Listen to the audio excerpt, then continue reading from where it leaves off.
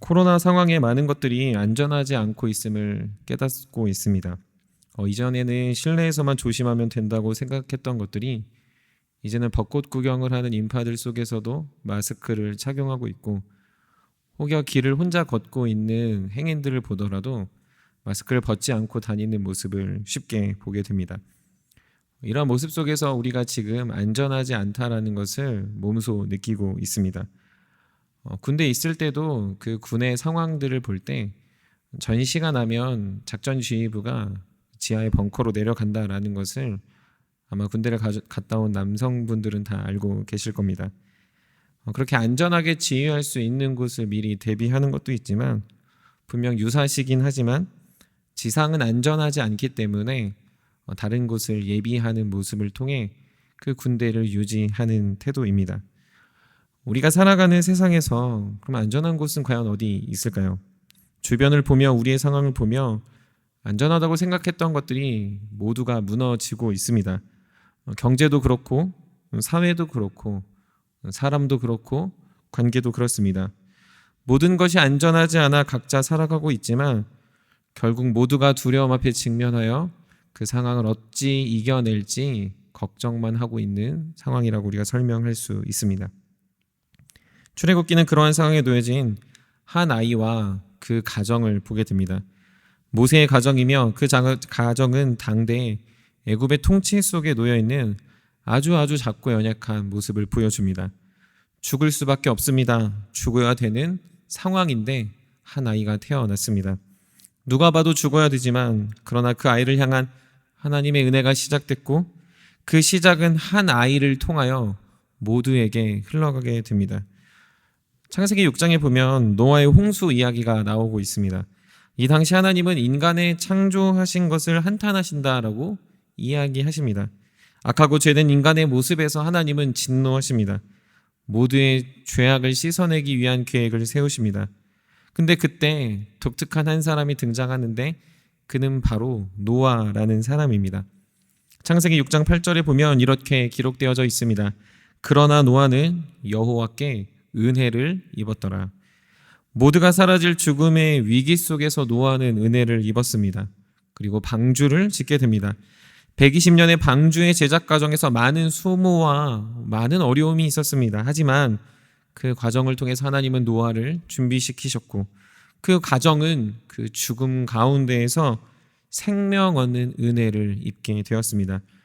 사실 우리가 이 방주가 대단해서 살아났다라고 생각해 볼 수 있겠지만, 방주가 대단한 것이 아니라 그 방주를 통하여 하나님이 은혜 입은 자를 살리셨다는 것이 더 큰 핵심입니다. 마치 타이타닉호 같이 큰 배를 만들어서 안전하게 된 것이 아니라 하나님이 지키시기에 그 방주가 안전하고, 하나님이 만들라는 그 명령 안에 순종했을 때 그 방주는 방주 역할을 제대로 할 수 있었습니다. 그 방주는 하늘로 창이 나 있고 그 하늘을 보며 홍수의 기간을 버티게 하셨습니다. 그리고 그 속에서 은혜를 입은 노아와 그 가정은 모두가 죽는 그 순간에 생명 얻는 삶을 살게 됩니다. 오늘 본문의 한 아이도 그렇습니다. 갈대상자가 뭐 그리 대단한 게 아닙니다.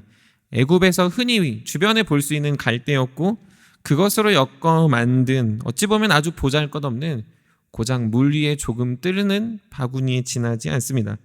그러나 그 갈대상자를 하나님이 보호하십니다. 갈대상자만이 아닙니다. 갈대상자를 발견하는 바로의 딸의 마음도 하나님은 변화시키십니다. 준비시켰다라는 사실이죠. 아이를 보는 순간 공주는 그 아이를 키울 것을 작정합니다. 그리고 때마침 달려온 그 아이의 누이의 말을 듣고 보모를 구하게 되는데, 그 보모가 바로 그 아이의 어머니인 요게벳과 연결되고 있습니다.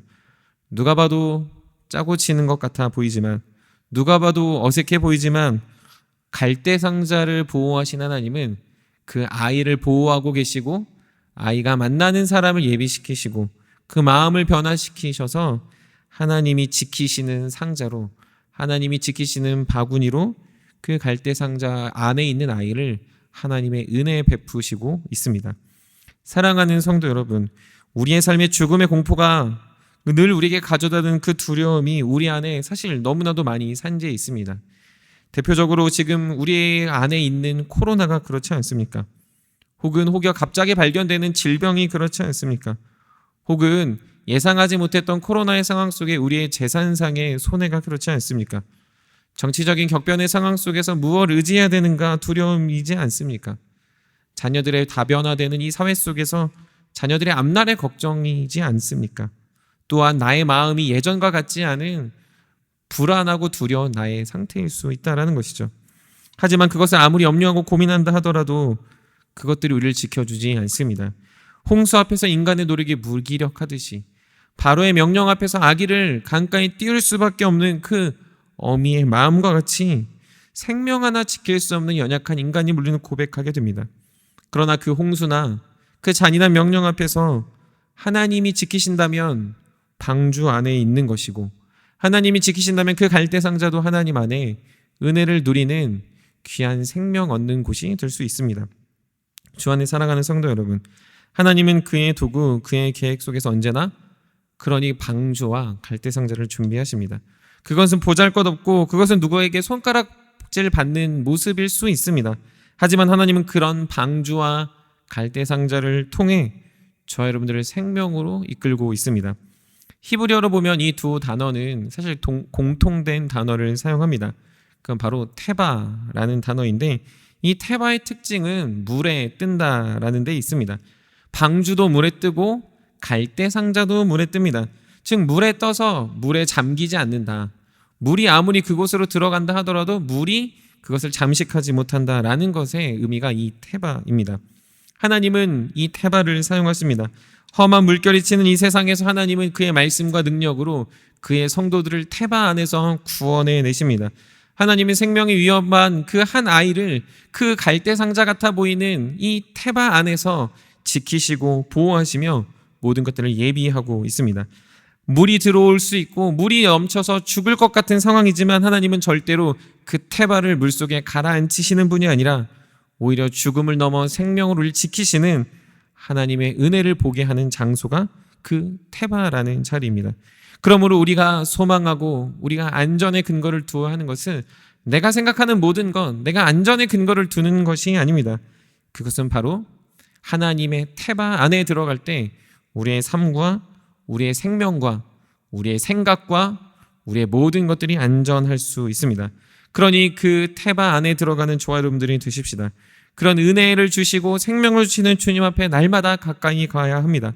말씀 안에 그 테바의 은혜를 누릴 수 있으며 예배 안에 그 감격을 경험할 수 있으며 또한 그 하나님의 놀라운 손길이 하나님 앞에 나오는 모든 자를 향해 지금도 여전히 은혜 베푸시고 죽음을 변화시켜 생명으로 이끄시는 이 놀라운 계획과 뜻이 저 여러분들에게 고백되어지기를 간절히 소망합니다. 말씀을 마무리합니다. 노아는 방주에서 나와 많은 민족의 아비가 되었습니다. 모세는 갈대상자에서 나와 민족의 지도자로 준비됩니다. 우리는 구원의 방주, 구원의 테바를 통해 변화되어 세상을 변화시키는 그리스도인들, 하나님의 제자들이 되어야 합니다. 그렇게 오늘도 하나님은 저와 여러분들을 이 구원의 방주인 테바, 말씀의 테바, 예배의 테바 안에서 저 여러분들을 건지시고 있습니다.